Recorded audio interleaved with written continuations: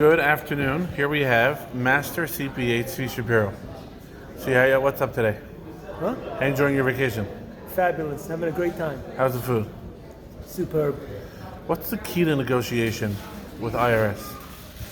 Telling them that you own a bunch of firearms, and if they don't play ball, you know how to use them. So is that your method to your No, your that's business? usually option A is usually negotiate with a nice, cheerful, negotiating. So if the IRS knows you're rich, right?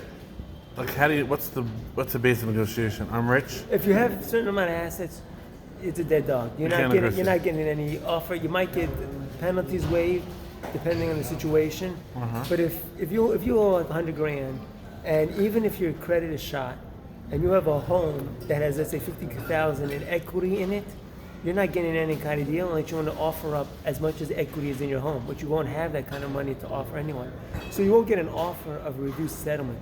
But there are other things that are possible to be done that you might not get an offer from the get-go, but you could be put in certain statuses or certain status where you might not have to pay so much, and you might not pay the full amount in full by the time for them to collect expires, because they cannot collect forever.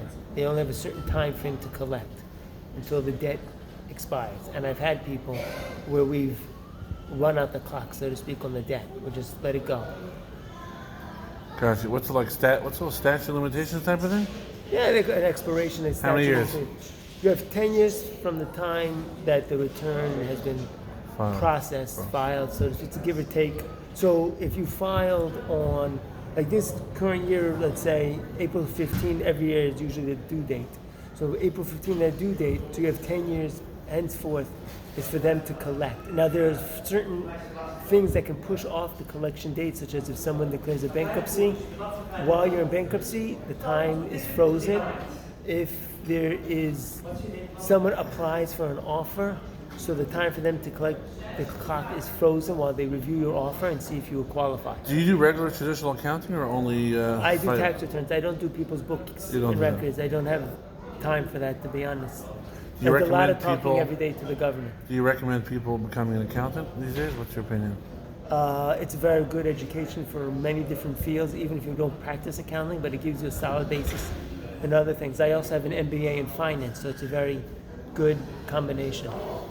Got you. One last question.